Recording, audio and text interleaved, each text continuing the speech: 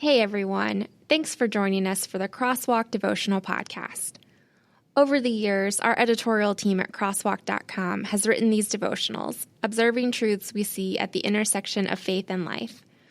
We're thrilled to offer them to you now in podcast form. To get all of these episodes straight to your phone each week, just subscribe on iTunes or wherever you get podcasts. To find more devotional content like this, just visit us at crosswalk.com.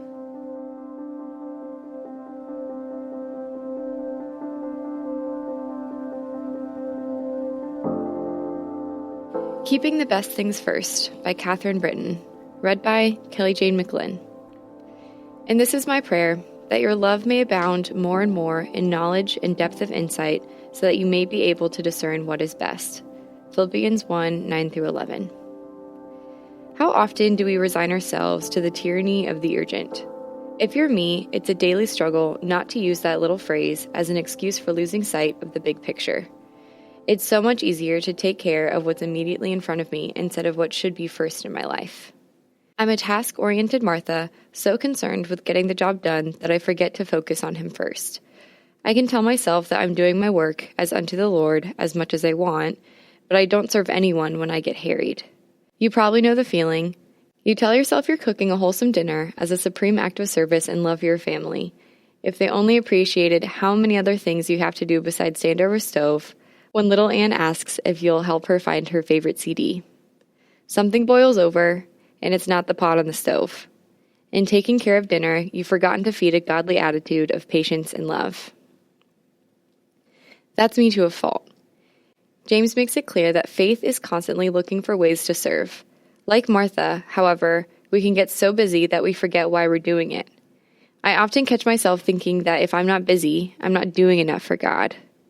But then the act becomes its own end instead of an outworking of love. Imagine Martha in the kitchen, fluttering around and looking for that special recipe to serve Jesus, while Mary just sat, soaking up His words.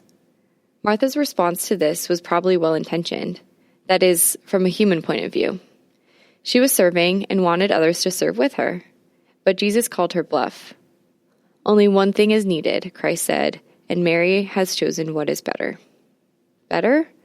Lord, you mean that sitting at your feet and being quiet is better than my idea of being busy serving you? That's right. I think I got a double portion of Martha's spirit. Too often, I think that sitting and listening to Jesus is the same thing as sitting and doing nothing.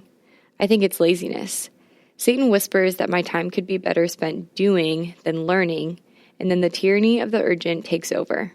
But even Olympic acts of service are as nothing if not done in love. And only time at the feet of Jesus can teach me that. Love leads to action, as Paul writes to the Philippian church, not the other way around. I can't discern what is best in my work and my words unless I keep the very best in front of my eyes, like Mary. My prayer this week is that I will focus on Jesus and see how to love. Then the priorities will fall in line. Then I see what is best because I see Jesus. Intersecting faith and life. We have to preach the gospel to ourselves daily, as Jerry Bridges writes, so we never lose sight of what is first and last in importance. Reevaluate your commitments and make sure that you set aside time to sit at the feet of Jesus before anything else. For further reading, check out 1 Corinthians 13. Hey listeners, thanks for joining us for the Crosswalk.com devotional podcast. To get all of our episodes straight to your phone during the week, subscribe to this podcast on iTunes or wherever you listen to podcasts. To find more devotional content like this, head over to crosswalk.com.